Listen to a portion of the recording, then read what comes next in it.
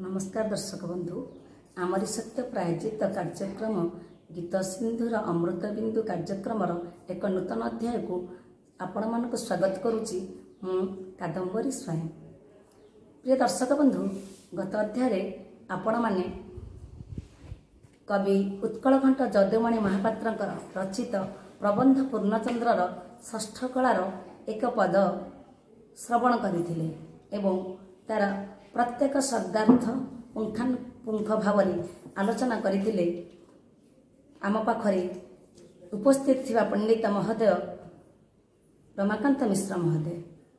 तेबे आज आपण माने सेई पदर परवर्ती पद को शुणिबे एवं पूर्वभଳି आम पाखरे उपस्थित अछंती ओडिशार पुरपल्ली रे सुपरिचित गायक विद्याभूषण पंडित रमाकांत मिश्र महोदय।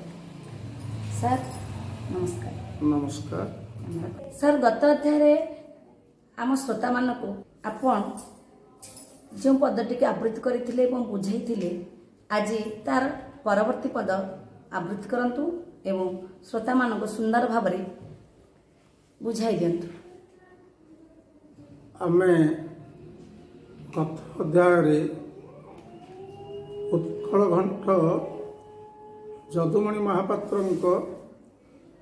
रचित प्रबंध पूर्णचंद्र काव्य जहा उत्कल वाणी भंडारर एक महार्घ रत्न से काव्यर अष्ट कलार अष्टम पदटी की शुणी आज आमे ता परवर्ती पद नवम पदटी की शुणा।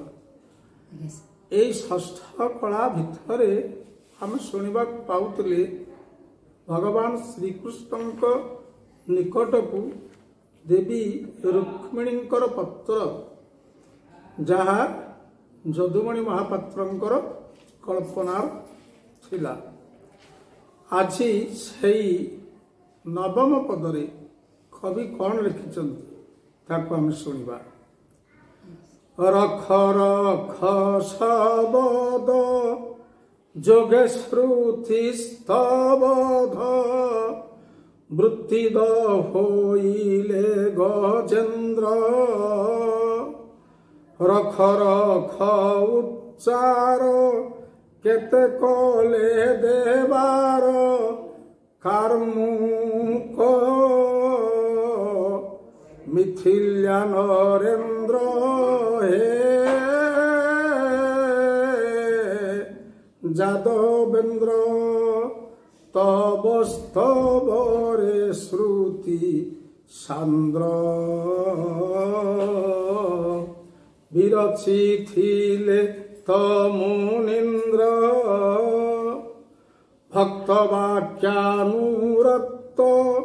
महिमा कल व्यक्त भक्त वाक्यानुरक्त महिमा कल व्यक्त अपक्ष शरण पारीन्द्र हे जादवेन्द्र तब स्तव रे श्रुति सांद्र। देखो माँ ये उत्कलघंट जदुमणि महापात्र रचना ओडिशार रीतिजुगीय कवि मानक मध्य उत्कलघंट जदुमणि महापात्र एक स्वतंत्र आसनर अधिकारी जोटा आसन को नेला भलिया कवि ए पर्यंत उत्कल जन्म ही नाहांती कि भविष्य जन्म हेबे नाही। कहबार कथा होछि कवि पद भितर कौन कौन सब रखिछंती केमिति शब्द योजना आईछि केमिति पद योजना यार आईछि। कवि कहउछंती रख रख शबद जोगे श्रुति स्तबध वृत्तिद होइले गजेन्द्र। ये जो गजेन्द्र ଗଜ ଯୁକ୍ତ ଇନ୍ଦ୍ର ଗଜେନ୍ଦ୍ର ବୋଲେ ଗଜରାଜ ଗଜରାଜ ରଖ ରଖ ରଖ ରଖ ୟା ମାନେ ମୋତେ ରକ୍ଷା କର ରକ୍ଷା କର ରକ୍ଷା କର ଏପରି ଶବ୍ଦ କଲେ। ସ୍ତୁତି ଶବ୍ଦ ସ୍ତୁତି ତୁମର ଯେଉଁ ସ୍ତୁତି ଗାନ କଲେ ଯେତେବେଳେ ଗ୍ରାହ ଗଜରାଜକୁ ଗ୍ରାସ କରୁଥିଲା ସେତେବେଳେ ଗଜରାଜ ଆପଣଙ୍କୁ ଏଇ ସ୍ତୁତି ଶବ୍ଦ ଶବ୍ଦ କହିଲେ ଆମେ ଯେଉଁ ଶବ୍ଦ ଗୁଡ଼ିକ କହୁଛେ ଆମର ଯେଉଁ ଭାଷା ଗୁଡ଼ିକ ଶବ୍ଦ ଗୁଡ଼ିକ ସେ କ'ଣ ନା ରଖ ରଖ ଶବ୍ଦ ବାରମ୍ବାର ବାରମ୍ବାର ରକ୍ଷା କର ଇଏ ଶବ୍ଦରେ ଆପଣଙ୍କ ସ୍ମୃତି ବୋଲେ କର୍ଣ୍ଣ ଏ କର୍ଣ୍ଣକୁ ସ୍ତବ୍ଧ କରିଦେଲେ ଆପଣଙ୍କ କାନକୁ ବଧିରା କରିଦେଲେ। ସୁ କହନ୍ତି କାନ କ'ଣ କାନ ବଧିରା ହେଇଯାଏ ଏମିତି ଗଜରାଜର ଉଚ୍ଚ ଡାକ ବାରମ୍ବାର ବାରମ୍ବାର ଆପଣଙ୍କ କର୍ଣ୍ଣରେ ପଡ଼ିଲା। ତେଣୁ ଆପଣ କ'ଣ କଲେ ନା ଗଜେନ୍ଦ୍ର ସେଇ ଯେଉଁ ଗଜେନ୍ଦ୍ର ପ୍ରତି ଆପଣ ବୃତ୍ତିଦ ହୋଇଲେ। ବୃତ୍ତି ୟା ମାନେ ପ୍ରବୃତ୍ତି ବା ମନୋବୃତ୍ତି ଆପଣଙ୍କର ମନୋବୃତ୍ତିକୁ ଆପଣଙ୍କର ପ୍ରବୃତ୍ତିକୁ ତାର ରକ୍ଷା କରିବାରେ ଆପଣ ଅର୍ଥାତ ଦାନ କରିଥିଲେ। ୟା ମାନେ ଆପଣଙ୍କର ମନୋବୃତ୍ତିକୁ ଆପଣଙ୍କର ପ୍ରବୃତ୍ତିକୁ ସେଇ ଗଜରାଜ ରକ୍ଷା କରିବାରେ ଲଗାଇ ଦେଲେ। ତେବେ ଏଠି କହିବାର କଥା ହେଉଛି ରଖ ରଖ ଉଚ୍ଚାର କଲେ କେତେ ଦେବାର କାର୍ମୁକ ମିଥିଳା ନରେନ୍ଦ୍ର। କବି କହୁଛନ୍ତି ସେଦିନ ଗଜରାଜ ଡାକିଲା ଗଜରାଜର ଡାକରେ ଆପଣଙ୍କ କାନ ବଧିରା ହେଇଗଲା।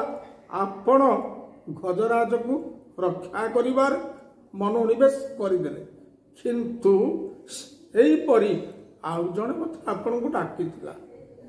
ଏ କିଏ ନା ରଖ ରଖ ଉଚ୍ଚାର କେତେ କଲେ ଦେବାର ମିଥିଳା କାର୍ମୁକ ନରେନ୍ଦ୍ର। ଏ ମିଥିଳା ନରେନ୍ଦ୍ର ତେଣୁ କହୁଛନ୍ତି ସେ ମିଥିଳାର ନରେନ୍ଦ୍ର ବିଦେହ ରାଜ୍ୟର ରାଜା ମିଥିଳା ରାଜଧାନୀର ସିଏ ହେଉଛନ୍ତି ରାଜା ସେ ହେଉଛନ୍ତି ରାଜର୍ଷି ଜନକ। ସୀତାଙ୍କ ସ୍ୱୟଂବର ପାଇଁ ରାଜର୍ଷି ଜନକ ଯେଉଁ ପ୍ରତିଜ୍ଞା କରିଥିଲେ ମୋ ନିକଟରେ ଥିବା ଶିବ ଧନୁରେ ଗୁଣ ରୋପଣ କରି ସ୍ୱର ଲଗାଇ ସିଏ ଆମନ୍ତ୍ରଣ କରିପାରିବ ସିଏ ମୋର କନ୍ୟା ଜାନକୀକୁ ବିବାହ କରିବ। ସେତିକି ବେଳେ ଲକ୍ଷେ ରାଜା ଏ ଧନୁକୁ ଉତ୍ତୋଳନ କରିପାରିଲେ ନାହିଁ।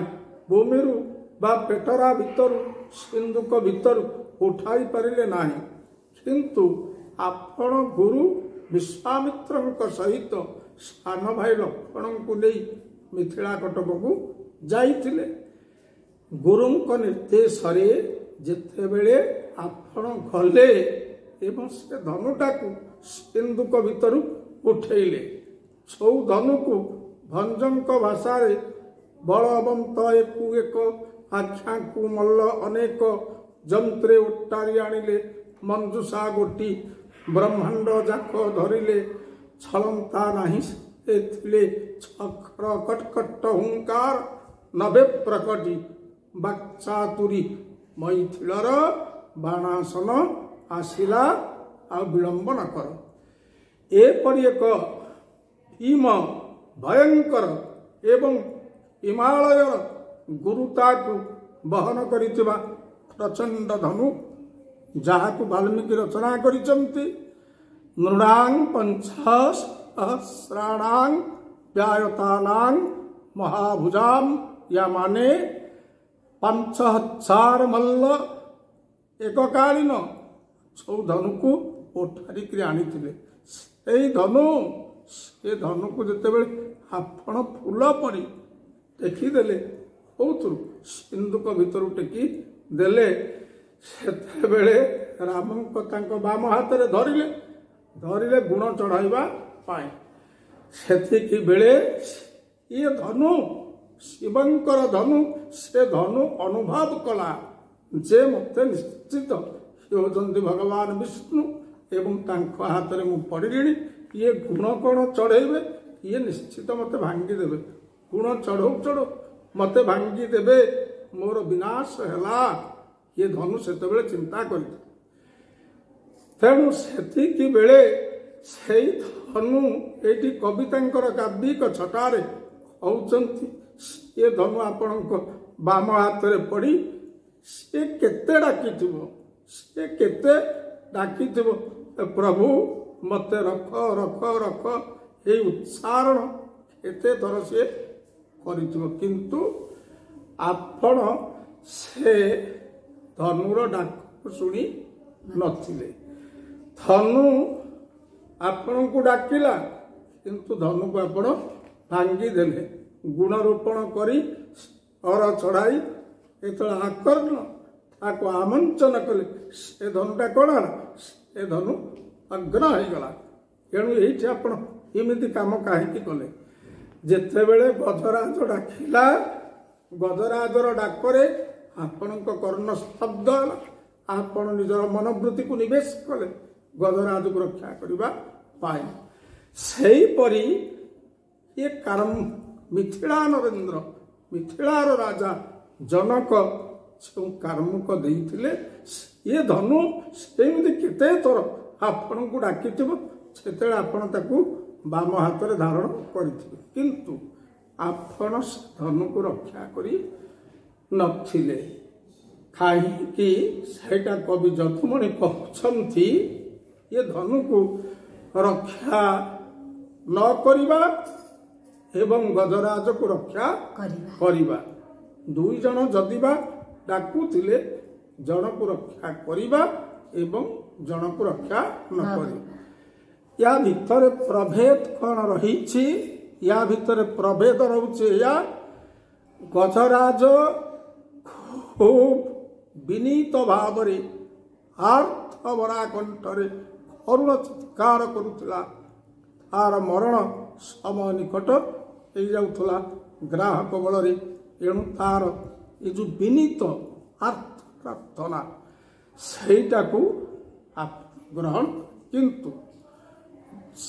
ଆପଣ ଗ୍ରହଣ କଲେ, କିନ୍ତୁ ଏ ଯେଉଁ ଧନୁ ଡାକିଲା, କିନ୍ତୁ ଡାକିବା ପୂର୍ବରୁ ଧନୁର ଗୋଟେ ଅହଙ୍କାର ଥିଲା, ଧନୁର ଗୋଟେ ଗର୍ବ ଥିଲା। ସେ ମହାଦେବଙ୍କର ଧନୁ ତ୍ରିପୁରାସୁରକୁ ବିନାଶ କରିବା ସମୟରେ ଯେଉଁ ଧନୁ କେବଳ ମହାଦେବ ଧୈର୍ଯ୍ୟଟି ପ୍ରଳୟକର୍ତ୍ତା ଶିବ ନିଜ ବାହୁଦଣ୍ଡରେ ଉତ୍ତୋଳନ କରିଥିଲେ, ତାକୁ ଶିବଙ୍କ ବ୍ୟତୀତ ଆହୁ ମତେ କେହି ଉତ୍ତୋଳନ କରିପାରିବେ ନାହିଁ। ଇଏ ଯେଉଁ ଅହଙ୍କାର ଏ ମନରେ ରହିଥିଲା, ଧନୁର ସେ ଅହଙ୍କାର ଥିବାରୁ ଆପଣ ତାର ଡାକକୁ ଶୁଣି ନଥିଲେ। ଆପଣ ଭାବିଥିଲେ, ଆରେ ଧନୁ ତୋ ମନରେ ପୁଣି ଏଡ଼େ ଅହଙ୍କାର, ହଉ ଦେଖେ ମୁଁ ତତେ ଟେକୁଛି। ଖଇ ବକ ପୁଷ୍ପ ମାଳା ମାଳିକ ବିକ୍ରୟକୁ ଚାଙ୍ଗୁଡ଼ାରୁ ଟେକିଲା ଦୃକ। ଗୟସ ଫୁଲର ମାଳାକୁ ମାଳି ଯେମିତି ଚାଙ୍ଗୁଡ଼ି ଭିତରୁ ଟେକି ଦିଏ ବିକ୍ରି କରିବା ପାଇଁ ଅନାୟାସରେ ଅକ୍ଳେଶରେ, ସେହିପରି ଆପଣ ଇନ୍ଦୁକ ଭିତରୁ ଧନୁକୁ ଟେକି ବାମରେ ଧାରଣ କଲେ ଏବଂ ଧନୁ ଯେତେ ଡାକିଲା ଆପଣ ତାର ଡାକକୁ ଶୁଣି ନଥିଲେ। ହେ ଯାଦବେନ୍ଦ୍ର, ଆପଣ ହଉଛନ୍ତି ଯାଦବ ମାନଙ୍କ ମଧ୍ୟରେ ଇନ୍ଦ୍ର। ସାତବଂଶ ଯାଦବ, ଏ ଯୋଉ ଯାଦବ ମାନଙ୍କ ମଧ୍ୟରେ ଆପଣ ହଉଛନ୍ତି ଇନ୍ଦ୍ର, ଆପଣ ହଉଛନ୍ତି ଶ୍ରେଷ୍ଠ। ଏଇଠି କହିବାର ଅର୍ଥ ହଉଛି, ଏ ଯାଦବେନ୍ଦ୍ର, ଇଏ ତବ ସ୍ତବରେ ହୃତି ସାନ୍ଦ୍ର ବିରଚି ଥିଲେ ତ ମୁନିନ୍ଦ୍ର। ତବ ସ୍ତବରେ, ତବ ବୋଇଲେ ତୁମର, ସ୍ତବ କହିଲେ ସ୍ତୁତି, ତୁମର ତବ ଗାନ କରିବାରେ ସ୍ମୃତିକି ସାନ୍ଦ୍ର କରିଥିଲେ କିଏ ନା ମୁନୀନ୍ଦ୍ର। ଏଇଠି ଯେଉଁ ମୁନୀନ୍ଦ୍ର ବୋଲି କୁହାଯାଇଛି, ମୁନୀନ୍ଦ୍ର ସ୍ଥଳ ବିଶେଷରେ ଯେଉଁ ଜାଗାରେ ରଚନା କରାଯାଇଛି କବିର ଉଦ୍ଦେଶ୍ୟ କ'ଣ ତାକୁ ନେଇ ବିଭିନ୍ନ ଜାଗାରେ ବିଭିନ୍ନ ଅର୍ଥ କରାଯାଏ। କୋଉଠି ମୁନୀନ୍ଦ୍ର କହିଲେ ବଶିଷ୍ଠ, କୋଉଠି ମୁନୀନ୍ଦ୍ର କହିଲେ ବିଶ୍ୱାମିତ୍ର, କୋଉଠି ମୁନୀନ୍ଦ୍ର କହିଲେ ନାରଦ, କୋଉଠି ତ ମୁନୀନ୍ଦ୍ର କହିଲେ ଦୁର୍ବାସା, ଯୋଉଠି ଯୋଉ ମୁନିଙ୍କର ଚରିତ୍ର ଆସିବ। ଏଇଠି ମୁନୀନ୍ଦ୍ର ବୋଲି ଆମର କୁହାଯାଇଛି କାହାକୁ ନା ଜୟ ଏବଂ ବିଜୟଙ୍କୁ କୁହାଯାଇଛି।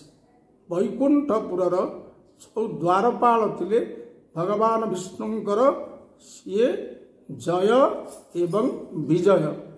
ଇଏ ଯେଉଁ ଦୁଇ ଭାଇ, ଇଏ ଦୁଇ ଭାଇଙ୍କୁ ମୁନୀନ୍ଦ୍ର ବୋଲି କୁହାଯାଇଛି। ଏମାନଙ୍କୁ ମୁନୀନ୍ଦ୍ର ଏପରି କହିବାର ତାତ୍ପର୍ଯ୍ୟ କ'ଣ ଅଛି, ଏମାନଙ୍କୁ କାହିଁକି ମୁନୀନ୍ଦ୍ର କୁହାଗଲା? ଏପରି କହିବାର ତାତ୍ପର୍ଯ୍ୟ ଏହି ଯେ ଏ ଯେଉଁ ଜୟ ବିଜୟ, ଇଏ ପୂର୍ବେ ଇଏ ଥିଲେ ଦୁଇ ଜଣ ବ୍ରାହ୍ମଣ କୁମାର, ଯୋଉଟା ପଦ୍ମ ପୁରାଣରେ ପଢୁଛି, ଆମର କାର୍ତ୍ତିକ ମାହାତ୍ମ୍ୟରେ ବି ପଢୁଛି। ଦୁଇଟି ବ୍ରାହ୍ମଣ ପୁତ୍ର ଯଜ୍ଞ କର୍ମକୁ ଯାଇ ଯଜ୍ଞଲବ୍ଧ ଯେଉଁ ଧନ ପିତାଙ୍କୁ ଦେବେ ବା ଗୁରୁଙ୍କୁ ଦେବେ, ଦୁଇ ଜଣଙ୍କ ମଧ୍ୟରେ ଭିନ୍ନ ମତ ସୃଷ୍ଟି ହେଲା ଏବଂ ଉଭୟଙ୍କୁ ଅଭିଶାପ ଦେଲେ। ଜଣେ କହିଲା ତୁ ଗଜ ହେଇଯା, ଆଉ ଜଣେ କହିଲା ତୁ କୁମ୍ଭୀର ହେଇଯା। ଗଛ କୁମ୍ଭୀର ହବା ପରେ ଇଏ ଦୁଇ ଜଣ ଭଗବାନଙ୍କୁ ଚିନ୍ତା କରିଥିଲେ। ଭଗବାନ କହିଲେ ଠିକ ଅଛି, ଆମେ ତ ଅଭିଶାପ ପରସ୍ପରକୁ ଦେଲଣି, ଏ ତ ଫଳିବ, କିନ୍ତୁ ଦିନେ ଏଇ ଗଜରାଜ ଜଳପାନ କରିବା ପାଇଁ ଗଣ୍ଡୁକି ନଦୀକି ଯାଇଥିବ, କୁମ୍ଭୀର ସେଇଠି ତାକୁ ଧରିବ, ସେତିକି ବେଳେ ଗଜ ମତେ ଡାକ ଦବ, ମୁଁ ଯିବି କୁମ୍ଭୀରକୁ ମାରି ଗଜକୁ ନିସ୍ତାର କରିବି ଏବଂ ଗଜ ମୋର ରୂପକୁ ଜାଣି ମୁକ୍ତି ଲାଭ କରିବ, ନିର୍ବାଣ ପ୍ରାପ୍ତି ହବ ଏବଂ ତୁମେ ଦୁହେଁ ମୋର ପରମ ଭକ୍ତ ହୋଇ ମୋ ବୈକୁଣ୍ଠପୁରର ଦ୍ୱାରୀ ଜୟ ବିଜୟ ଭାବରେ ତୁମେ ଦୁହେଁ ରହିବ। একথা কার্তিক মাহাত্ম্য এবং পদ্মপুরাণের উল্লেখ আছে। সুতরাং ইয়ে দুই জন দুই ব্রাহ্মণ পুত্র এবং মননশীল মনস্বী, তেণু মুনি শব্দর অর্থ সে মননশীল বা মনস্বী, তেণু কুহযাଉଛି ଏ ଯେଉଁ ମନସ୍ୱୀ ମନନଶୀଳ ଦୁଇ ଭାଇ ସେ ହେଉଛନ୍ତି ଜୟ ଏବଂ ବିଜୟ। ଇଏ ତୁମର ସ୍ତବରେ ତୁମର ଶ୍ରୁତିକୁ ତୁମର କର୍ଣ୍ଣକୁ ସାନ୍ଦ୍ର କରିଦେଲେ, ନିବିଡ଼ କରିଦେଲେ, ତମ କର୍ଣ୍ଣ ବିବରକୁ ରୁନ୍ଧି ପକେଇଲେ ସ୍ତବ କରିକିରି। ତେଣୁ ତୁମେ କ'ଣ କଲ ନା ତୁମେ ଏମାନଙ୍କର ସ୍ତୁତିକୁ ଶୁଣି ତୁମେ ତାଙ୍କୁ ମୁକ୍ତି ପ୍ରଦାନ କଲ। ଏମାନେ କୁମ୍ଭୀରକୁ ମାରିଲ, ସିଏ ତୁମ ହାତରେ ମରି ମୁକ୍ତି ପାଇଲା ଏବଂ ଗଜରାଜ ତୁମ ରୂପକୁ ଚାହିଁ ଦେହ ତ୍ୟାଗ କଲା, ସିଏ ବି ମୁକ୍ତି ପାଇଲା। ଏଣୁ ଏଇଠି ହେଲା କ'ଣ ନା ଏଇ ଜାଗାରେ ଭକ୍ତ ବାଖ୍ୟାନୁରଥ ମହିମା କଲ ବ୍ୟକ୍ତ ଅପକ୍ଷ ଶରଣ ପାରିନ୍ଦ୍ର। ସେ କହୁଛନ୍ତି ଭକ୍ତ ବାକ୍ୟାନୁରକ୍ତ, ଭକ୍ତ ବାକ୍ୟ ପ୍ରତି ଅନୁରକ୍ତ, ସିଏ ଭକ୍ତ ତାର ଯେଉଁ ସ୍ତୁତି ବାକ୍ୟ, ତାର ଯେଉଁ ସ୍ତୁତି, ତାର ଯେଉଁ ପ୍ରାର୍ଥନା, ସେଥିପାଇଁ ସର୍ବଦା ଅନୁରକ୍ତ, ସେଥିପାଇଁ ସର୍ବଦା ଅନୁରକ୍ତ ରହିବାର ଯେଉଁ ମହିମା, ଏ ମହିମାକୁ ୟା ମାଧ୍ୟମରେ ତୁମେ ପ୍ରକାଶ କରିଥିଲ। ତେଣୁ ତୁମେ କିଏ ନା ତୁମେ ହେଉଛ ଅପକ୍ଷ ଶରଣ ପାରିନ୍ଦ୍ର। ଅପକ୍ଷ ତାତ୍ପର୍ଯ୍ୟଟା କଣ? କାହାର? ଅପକ୍ଷ ଶରଣ ପାରିନ୍ଦ୍ର। ଅପକ୍ଷ ଶରଣ ପାରିନ୍ଦ୍ର, ଏହାର ତାତ୍ପର୍ଯ୍ୟ ଅପକ୍ଷ କହିଲେ ୟା ମାନେ ଯାହା ନିକଟରେ ପକ୍ଷପାତ ନାହିଁ, ୟା ମାନେ ଯିଏ ନିରପେକ୍ଷ ବିଚାର କରନ୍ତି। ଏଣୁ विचारे निरपेक्षता प्रदान करी शरण रक्षा करिबारे पारिंद्र पारिंद्र कहले सिंह ये सिंहटा श्रेष्ठ अर्थ व्यवहार करा तेणु शरण रक्षा करिबारे जे श्रेष्ठता प्रदर्शन करिसंती किपरि ना पारिंद्र पारिंद्र कहले सिंह बुझेला टी अपक्ष माने निरपेक्ष निरपेक्ष भाव शरण दबारे जे पारिंद्र जे सिंह बा जे श्रेष्ठ ये होचंती अपक्ष शरण पारिंद्र या परि आ गोटा अर्थ मध्य यार हेई पारिबो छोटा टीकाकार माने किए करिसंती के न करिसंती सेटा मु कहि परिबे नाही अपक्ष गोटे साधारणतः जार पक्ष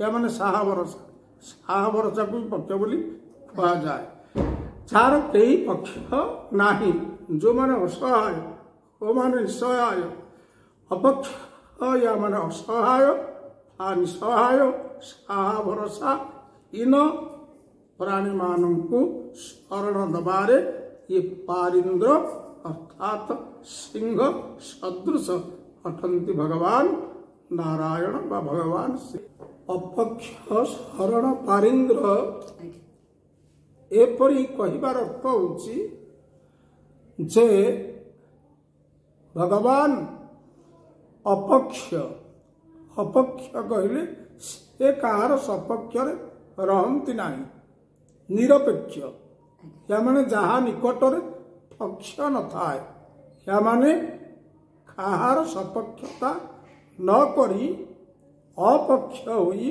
या माने निरपेक्ष रही से शरण दियंती एवं शरण दबाकू से होचंती पारिंद्र पारिंद्र कहले सिंह सिंहटा श्रेष्ठ अर्थरे प्रयोग करा जाइछि से जगत रे जेते प्रभु अछंती शरण दबारे से होचंती सिंह तेणु कुहागला निरपेक्ष शरण सिंह निरपेक्ष शरण को सिंह सदृश तेणु कहुई अपक्ष शरण पारिंद्र या बाद आ गोटा प्रकार अर्थ मध्यता भितर रही चौटा हूँ अपक्ष या माने पक्षहीन ये पक्ष कहले सहाय बा साहा